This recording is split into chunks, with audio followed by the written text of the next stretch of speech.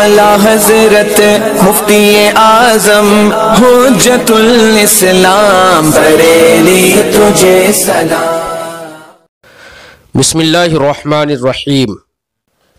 باب الوضوء من الرعاف۔ اخبرنا مالک حدثنا نافع عن ابن عمر انه كان اذا رعف رجع فتوضأ ولم يتكلم ثم رجع فبنى على ما صلى الى آخر العبارہ۔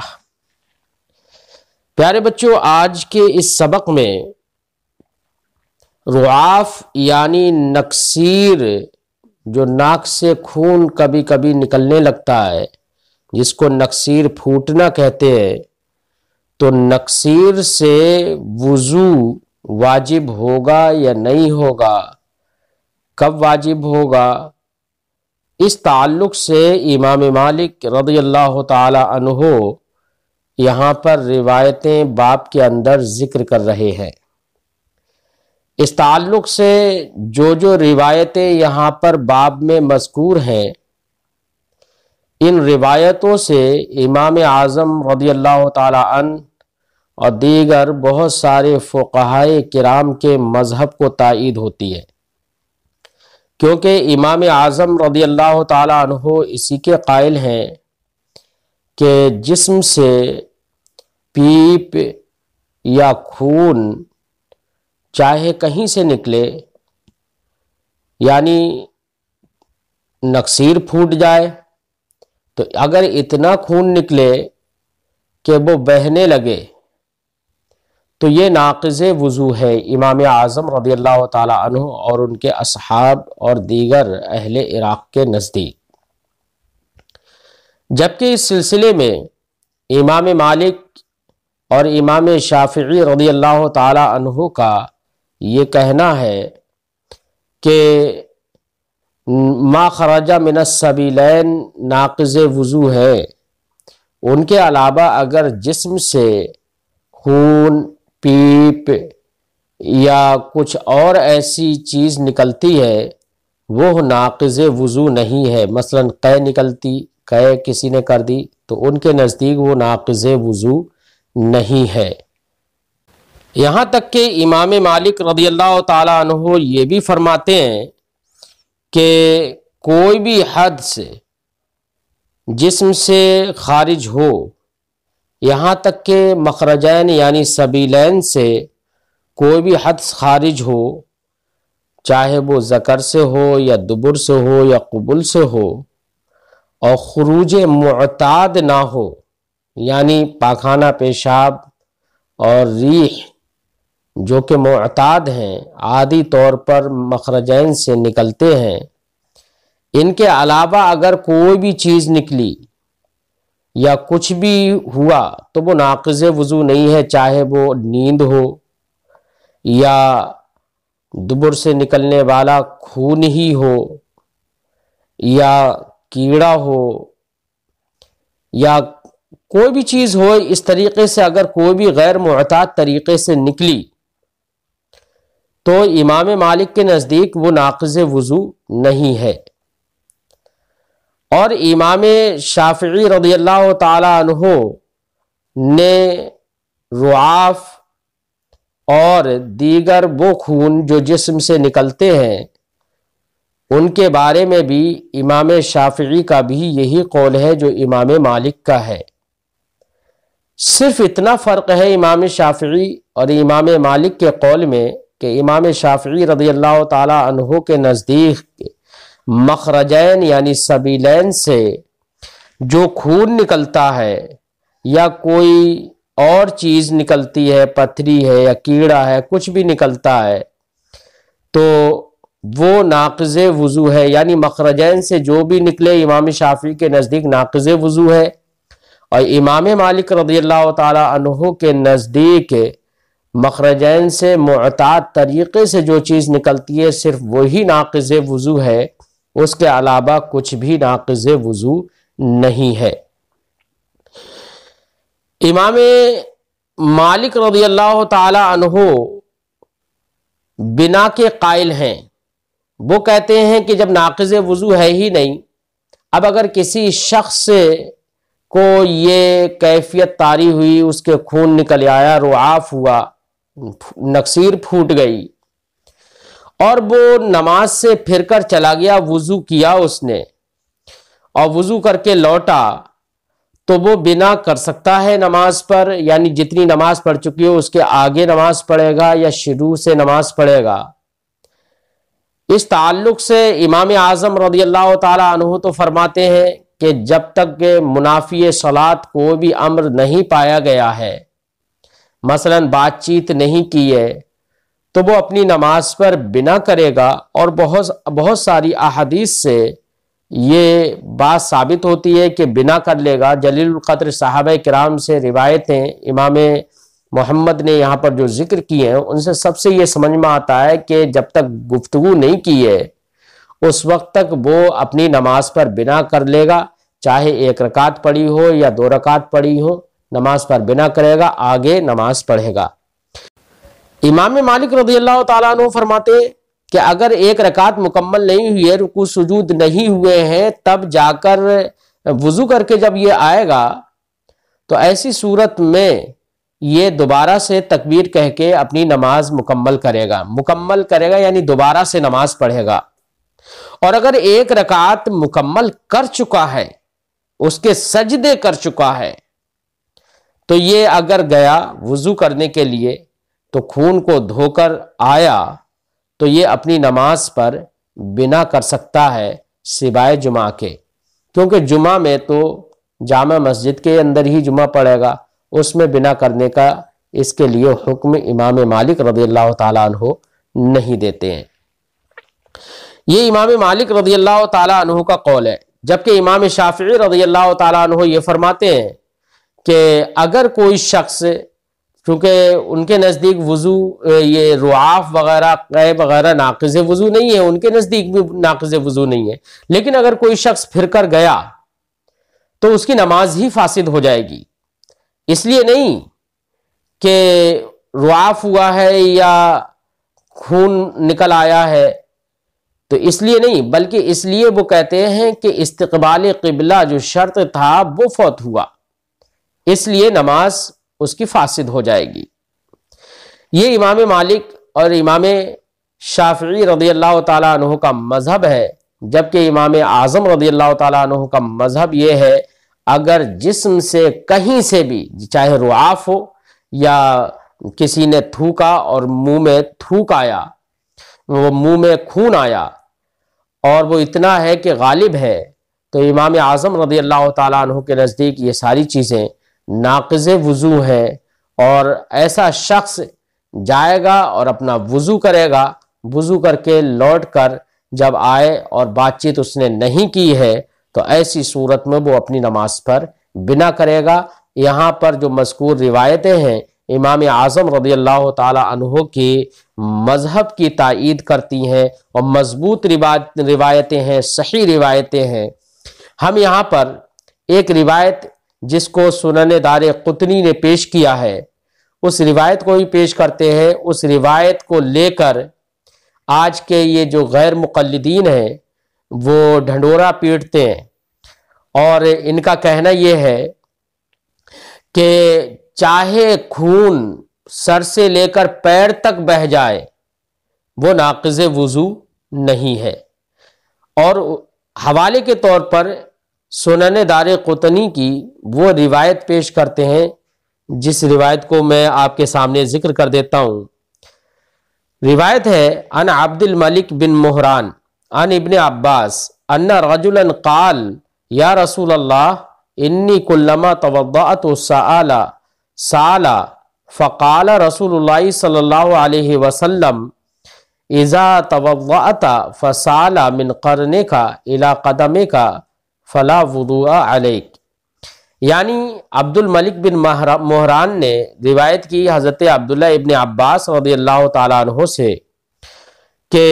ایک شخص نے عرض کی یا رسول اللہ جب میں وضو کرتا ہوں تو خون بہنے لگتا ہے،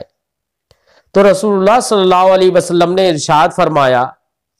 کہ اذا توضأت فسال من قرنک الی قدمک، جب تم وضو کر لو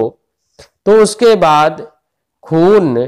تمہارے سر سے پاؤں تک اگر بہہ جائے فلا وضو علیک، تب تم پر وضو واجب نہیں ہے۔ امام دارقطنی کی یہ روایت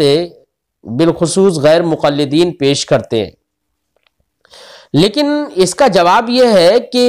صرف یہ روایت تو یہاں پر ذکر کر دیتے ہیں، اس کے بعد امام دارقطنی نے کیا کہا اس کو ذکر نہیں کرتے، جبکہ امام دارقطنی نے اس روایت کو پیش کرنے کے بعد کہا ہے کہ اس میں جو راوی عبد الملک بن مہران ہیں یہ ضعیف راوی ہیں، لہذا اس ضعف کی وجہ سے حدیث درجہ صحت کو نہیں پہنچی، اور اب اس سے استدلال کرنا صحیح اور مضبوط نہیں ہوگا۔ مزید اس کے آگے روایت کو پیش کرنے کے بعد اور عبد الملک بن مہران کے ضعف کو بیان کرنے کے بعد آگے لکھتے ہیں لا یصح، یہ حدیث صحیح نہیں ہے۔ تو جو حدیث صحیح نہیں ہے اس کو احادیث صحیحہ کے مقابلے میں پیش کرنا یہ تو صحیح نہیں ہوگا، اور اس سے استدلال کرنا بھی تو صحیح نہیں ہوگا۔ اللہ تعالی غیر مقلدین کو عقل سلیم عطا فرمائے۔ ایسے ہی میں آپ کے سامنے جو امام محمد رضی اللہ تعالیٰ عنہ نے یہاں پر روایتیں پیش کی ہیں وہ قوی روایتیں ہیں۔ مزید میں امام دارقطنی کے حوالے ہی سے ایک دو روایتیں پیش کر دیتا ہوں جس پر امام دارقطنی رضی اللہ تعالیٰ عنہ نے خود کہا ہے کہ یہ حدیث صحیح ہے اور قوی حدیث ہے۔ تو اب امام دارقطنی اور اس سے ان حدیثوں میں یہ معلوم ہوتا ہے کہ خون اگر نکلا، رعاف ہوا، نکسیر پھوٹی تو آدمی کا وضو ٹوٹ جاتا ہے اور وہ اپنی نماز میں پھرے گا، وضو کر کے آئے گا، جب تک گفتگو نہیں کرے گا اس وقت تک وہ اپنی نماز میں بنا بھی کرے گا۔ جیسے کہ امام دارقطنی رضی اللہ تعالیٰ عنہ باب الوضو من الخارج من البدن کے تحت ذکر کرتے ہیں روایت عن ابن عباس قال قال رسول اللہ صلی اللہ علیہ وسلم اذا رعف احدکم فی صلاته فلینصرف فلیغسل عنہ الدم ثم لیعد وضوءه ویستقبل صلاته۔ حضرت عبداللہ ابن عباس رضی اللہ تعالیٰ عنہ سے مروی ہے، انہوں نے فرمایا کہ رسول اللہ صلی اللہ علیہ وسلم نے ارشاد فرمایا اذا رعف احدکم، جب تم میں سے کوئی شخص اپنی نماز میں نکسیر کسی کی پھوٹ جائے، فلینصرف، تو چاہیے کہ وہ نماز سے پھرے، فلیغسل عنہ الدم، اور اپنے خون کو صاف کرے، دھوئے، ثم لیعد وضوءہ، پھر اپنے وضو کو دوبارہ کرے، ویستقبل صلاۃ، اور اپنی نماز کی طرف متوجہ ہو۔ تو انہوں نے فرمایا فلیعد وضوءہ، چاہیے کہ وہ اپنے وضو کو دوبارہ کرے۔ دوبارہ سے وضو کرنے کا حکم دینے کا مطلب یہی ہے کہ وضو ٹوٹ گیا ہے۔ اب دیکھیے یہ روایت جو ہے یہ بھی حضرت عبداللہ ابن عباس رضی اللہ تعالی عنہ سے ہی مروی ہے، اور اس سے پہلے جو ہم نے روایت پیش کی تھی جس کو غیر مقلدین پیش کرتے ہیں، عبد الملک بن مہران نے روایت کیا عبداللہ ابن عباس سے، وہ بھی حضرت عبداللہ ابن عباس سے ہی مروی ہے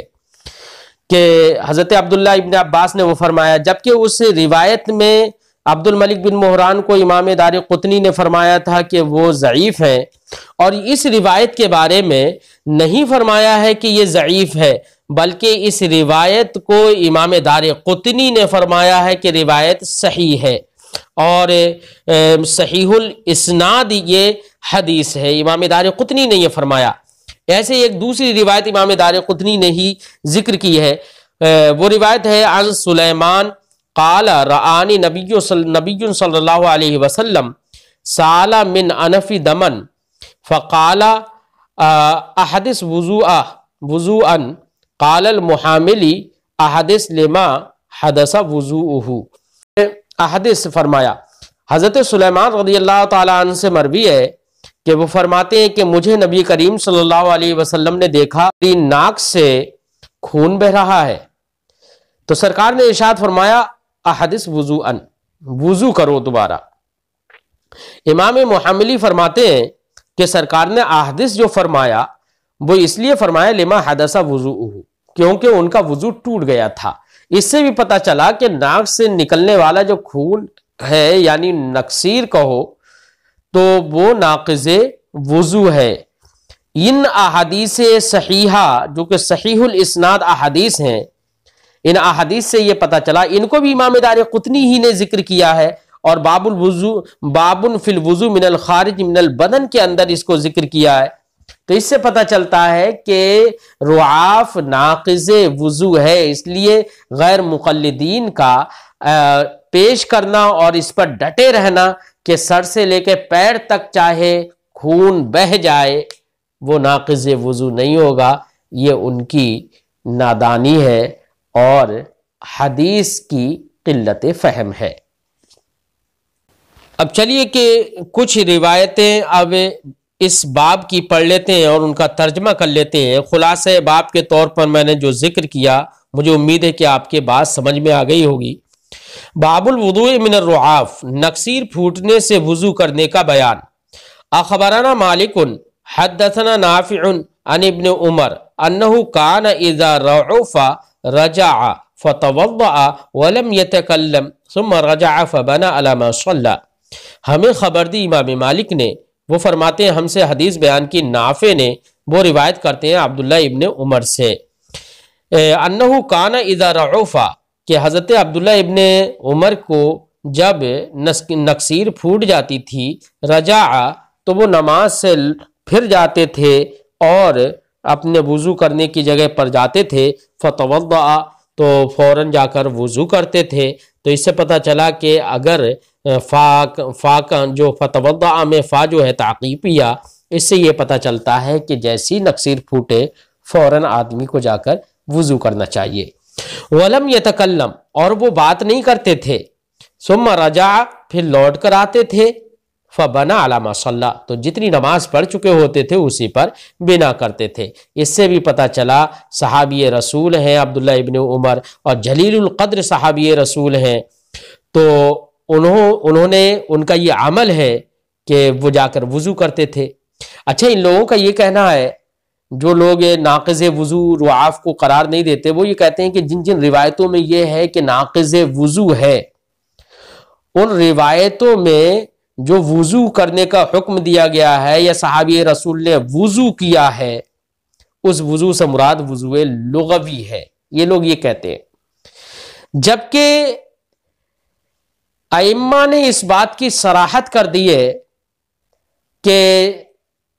ایسے مواقع پر جہاں پر وضو کرنے کا حکم ہے یا وضو کیا گیا ہے، اگر وہ فتوضأ ہے، مطلق ہے، اور خون وغیرہ سے مقید نہیں ہے، تو ایسی صورت میں اس کو وضو شرعی یعنی نماز کے لیے جو وضو کیا جاتا ہے اسی وضو پر اس کو محمول کیا جائے گا۔ جیسے کہ اہل عراق نے یہی بتایا، فرمایا کہ رعاف جیسے ابواب میں جہاں پر خون نکل آتا ہے،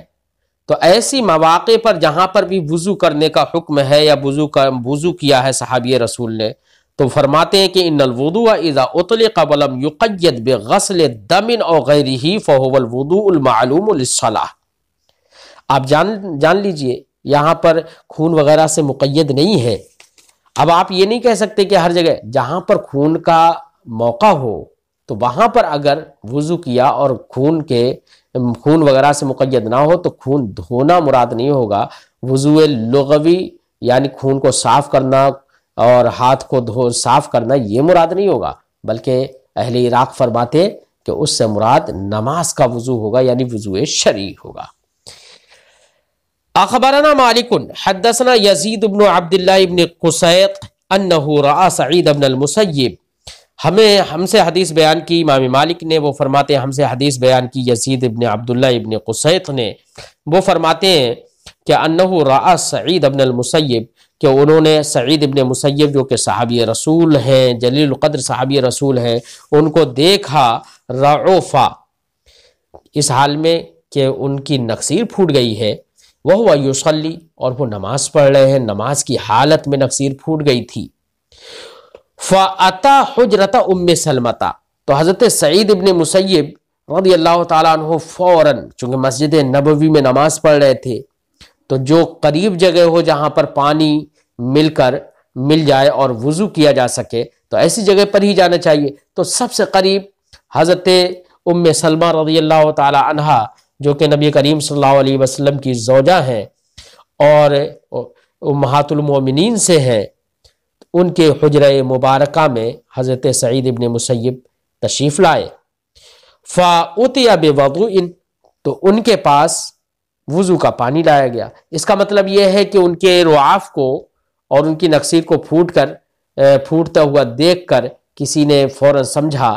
کہ ان کو وضو کی ضرورت ہے، تو فوراً ان کے لیے وضو کا پانی لایا گیا۔ یہ صحابہ کرام کا عمل ہے کہ فوراً وضو کے لیے پانی لایا گیا، ورنہ یہاں پر یہ نہیں ہے کہ انہوں نے کسی سے وضو کا پانی مانگا، نہیں، ان کے رعاف کو دیکھ کر ہی فوراً وضو کا پانی لا دیا گیا۔ اس سے پتہ چلا کہ سرکار کے گھر کا بھی یہ عمل ہے کہ رعاف کی بنا پر وضو کیا جاتا ہے، رعاف ناقض وضو ہے۔ فَأُتِيَ بِوَضُوءٍ، تو وضو کا پانی لایا گیا، فَتَوَضَّعَ، تو انہوں نے وضو فرمایا، ثُمَّ رَجَعَ، پھر لوٹے، فَبَنَا عَلَى مَا قَدْ صَلَّى، تو جتنی نماز پڑھ چکے تھے اسی پر آپ نے بنا کی۔ یہ حضرت سعید ابن مسیب کا عمل ہو گیا، اور اسی سے وہ بھی سمجھ میں آیا کہ سرکار کے گھر کا بھی عمل یہی تھا کہ ایک دم وضو کا پانی ان کے لیے حاضر کیا گیا۔ اخبرنا مالک اخبرنا یحیی بن سعید عن سعید بن المسیب انہ سئل عن الذی یرعف، ہمیں خبر دی امام مالک نے، وہ فرماتے ہیں ہمیں خبر دی یحیی ابن سعید نے، وہ روایت کرتے ہیں سعید ابن المسیب سے، انہ سئل، کہ حضرت سعید ابن مسیب سے پوچھا گیا، عن الذی یرعف، اس شخص کے بارے میں جس کی نقصیر پھوٹ جائے، فیکثر علیہ الدم، پھر خون زیادہ نکلے، بہت زیادہ خون بہے، کیف یصلی، وہ نماز کیسے پڑھے؟ قالا، تو حضرت سعید ابن مسیب رضی اللہ تعالیٰ عنہ نے جواب دیتے ہوئے فرمایا، یؤمی ایماء برأسہ فی الصلاۃ، نماز کے اندر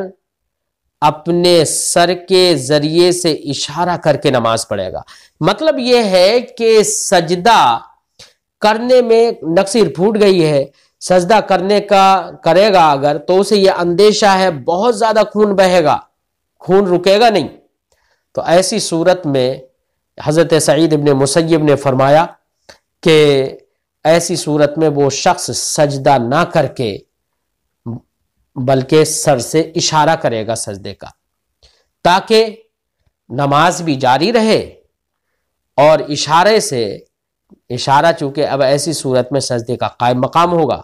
تو قائم مقام کی بنا پر نماز بھی جاری رہے گی اور یہ شخص نماز بھی پوری پڑھ لے گا۔ اب یہاں پر ایک ضابطہ اور قاعدہ ہے جس میں یہ فرمایا گیا، من ابتلی ببلیتین یختار اہونہما، کہ تم میں سے کوئی بھی شخص اگر دو آزمائش میں مبتلا ہو جائے تو ان میں سے آسان کو اختیار کرے۔ اب ظاہر بات ہے یہاں پر تو آسان یہی ہے کہ اگر سجدہ کرے گا تو سجدہ کرنے کے بعد اس کا خون زیادہ بہے گا، تو زیادہ بہنے میں اس کا وضو ٹوٹے گا، وضو کرنے کے لیے جائے گا، بہت سارے کام کرنا پڑیں گے، وضو کرنا پڑے گا، اور اگر بیچ میں بات چیت اگر ہو گئی تو ایسی صورت میں نماز بھی فاسد ہوگی، دوبارہ سے نماز پڑھنا پڑے گی۔ تو آسانی اور آہون یہاں پر یہ ہے، نماز ہی جا رہی ہے تو آہون یہ ہے کہ وہ سر سے اشارہ کر لے، اور اشارہ کرنے میں اس کا وضو بھی نہیں ٹوٹے گا اور نماز بھی جاری رہے گی، تو نماز کے فساد کا اندیشہ یہاں پر نہیں ہے، نماز جاری رہے گی، کیونکہ اشارہ کرنا یہ سجدے کا خلف اور اس کا نائب ہے۔ لہذا یہاں پر آسانی کے پیش نظر حضرت عبداللہ ابن مسیب، حضرت سعید ابن مسیب رضی اللہ تعالی عنہ نے فرمایا، یؤمی ایماء براسہ فی الصلاۃ، یہی قول امام اعظم رضی اللہ تعالی عنہ کا ہے کہ اگر سجدے میں زیادہ خون بہنے کا اندیشہ ہے تو ایسی صورت میں سجدہ نہ کر کے سر سے اشارہ کرے گا، اور اگر اندیشہ نہیں ہے کثرت دم کا تو ایسی صورت میں سجدہ ہی کرے گا۔ اخبرنا مالک اخبرنا عبد الرحمن بن المجبر عن بن عبد الرحمن بن عمر بن خطاب अन्नहु रआ सालिम इब्न अब्दुल्लाह बिन उमर युदखिलु इस्बअहु फी अनफिही और इस्बअैहि सुम्मा युखरिजुहा व फीहा शैउन मिन दमिन फयफ्तिलुहु सुम्मा युसल्ली वला यतवद्दा। हमें खबर दी इमाम मालिक ने, वो फरमाते हैं हमसे हदीस बयान की अब्दुर्रहमान इब्न मुजब्बर बिन अब्दुर्रहमान बिन उमर बिन खत्ताब ने, अन्नहु रआ के अब्दुर्रहमान इब्न मुजब्बर ने सालिम इब्न अब्दुल्ला इब्न उमर को देखा, युदखिलु इस्बअहु फी अनफी, कि वो अपनी उंगली को अपनी नाक में दाखिल कर रहे हैं, और इस्बअैहि ये शक्के रावी है कि एक उंगली कहा था या दो उंगली कहा था, कि अपनी एक उंगली को दाखिल कर रहे हैं या दो उंगलियों को दाखिल कर रहे हैं। सुम्मा युखरिजुहा, फिर उंगली को नाक से निकालते हैं तो पता चलता है वफ़ीहा शैउन मिन दम, कि उसके अंदर कुछ खून लगा हुआ है। शैउन तनकीर ये बता रही है कि थोड़ा सा खून, बहने वाला नहीं था वो। फयफ्तिलुहु, तो उसको वो साफ कर देते हैं। सुम्मा युसल्ली वला यतवद्दा, फिर नमाज पढ़ते रहते हैं और नमाज पढ़ते हैं,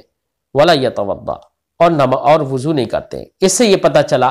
कि अगर कलील दम है, कम खून है, जो बहने वाला नहीं है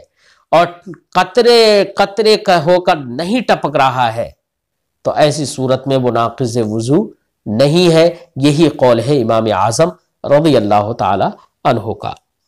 कि दमे साइल ही नाक़िज़ वुजू है या दमे कातिर नाक़िज़ वुजू है। और अगर दमे साइल या दमे कातिर अगर नहीं है तो नाक़िज़ वुजू नहीं है। यहां पर कुछ लोग ये कहते हैं कि जब ये नाक़िज़ वुजू आप मान ही रहे हैं, यानी अहनाफ से ये कहते हैं कि अहनाफ जब इसको खून को नाक़िज़ वुजू मान ही रहे हैं तो उसमें दमे साइल की क़ैद क्यों लगा देते हैं। जैसे रीह वगैरह या कोई दूसरा हद से लाहिक हुआ तो उसमें ऐसी कोई क़ैद नहीं है, तो जब वो नाक़िज़ वुजू में उनमें कोई क़ैद नहीं है तो यहाँ पर भी क़ैद नहीं लगाना चाहिए दमे साइल की। तो अहनाफ यहाँ पर दमे साइल की क़ैद क्यों लगा देते? तो हम कहते हैं कि दमे साइल की क़ैद यहाँ पर हमने नहीं लगाई, ये कुरान पाक ने लगाई। दमे मसफूह कुरान ने जिक्र किया है और दमे मसफूह जो है वही नापाक है। क़ाला मुहम्मद,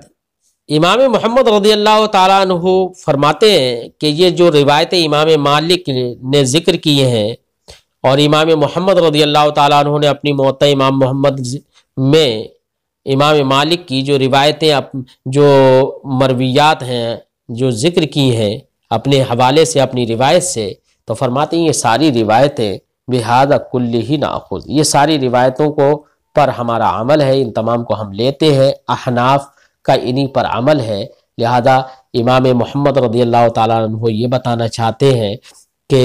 रुआफ ये नाक़िज़ वुज़ू है, जैसे कि अहनाफ का कौल है, और इन रिवायतों से ये मालूम होता है। इन रिवायतों से ये भी मालूम हुआ कि अगर रुआफ है और तो अब वो नाक़िज़ वुज़ू करने जाएगा और जब तक बातचीत नहीं की है उस वक्त तक लौट कर अगर वुज़ू करके आ जाए तो अपनी नमाज पर बिना भी करेगा। इन रिवायतों से भी समझ में आया और अहनाफ का यही मज़हब है। फरमाते क़ाला मुहम्मद, इमाम मोहम्मद रज़ियल्लाहु ताला अन्हु फरमाते हैं, व बिहाज़ा कुल्लिही नाख़ुज़, इन तमाम पर हमारा अमल है, इन तमाम को हम अमलन लेते हैं। फ़अम्मा रुआफ फ़इन्न मालिक इब्न अनस कान ला याख़ुज़ु बिज़ालिका,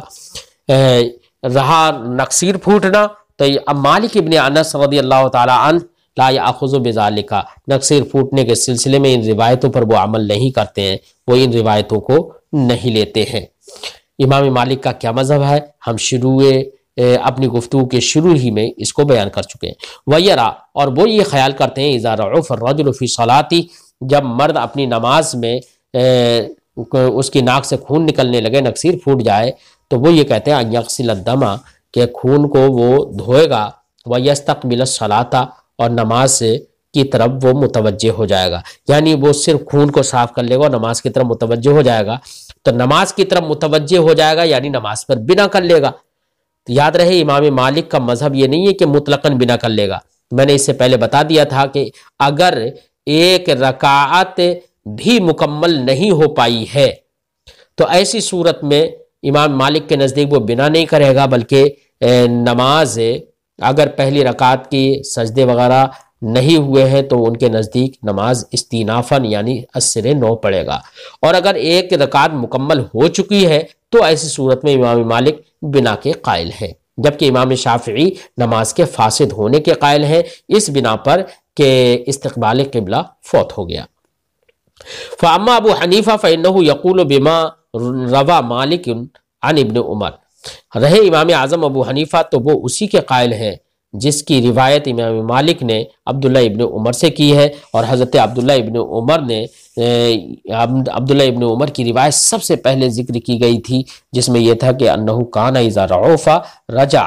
کہ حضرت عبداللہ ابن عمر کو جب نقصیر پھوٹ جاتی تو وہ نماز سے پھرتے، فتوضأ، تو پھر فوراً وضو کرتے، ولم یتکلم، بات چیت نہیں کرتے تھے، ثم رجع، پھر لوٹ کر آتے تھے، فبنا علی ما صلی، اور اپنے جو بھی نماز پڑھ چکے تھے اسی پر بنا کر لیتے تھے۔ یہ اسی حدیث پر، جبکہ اس کو امام مالک نے ذکر کیا ہے، انہی نے روایت کی ہے، لیکن اس پر وہ خود عمل نہیں کرتے ہیں، اور امام اعظم ابو حنیفہ کا اسی پر عمل ہے، اور امام اعظم ابو حنیفہ اسی کے قائل ہے۔ وعن سعید بن المسیب انہ ینصرف فیتوضأ ثم یبنی علی ما صلی ان لم یتکلم وہو قولنا، ایسے سعید ابن مسیب رضی اللہ تعالیٰ عنہ سے جو روایت ماقبل مذکور ہوئی وہ یہ ہے کہ انہ ینصرف، کہ وہ نماز جب ان کو رعاف ہوتا تھا، نقصیر پھوٹتی تھی تو وہ نماز سے پھر جاتے تھے، فیتوضأ، پھر وضو کرتے تھے، ثم یبنی علی ما صلی، پھر جتنی نماز پڑھ چکے ہوتے تھے اسی پر نماز کی بنا کرتے تھے، ان لم یتکلم، اگر بات چیت انہوں نے نہیں کی۔ وہو قولنا، حضرت سعید ابن مسیب کا اس سلسلے میں جو عمل ہے وہی احناف کا قول اور احناف کا مذہب ہے۔ واما اذا کثر الرعاف، لیکن اور ایسے یہ بھی سمجھ میں آیا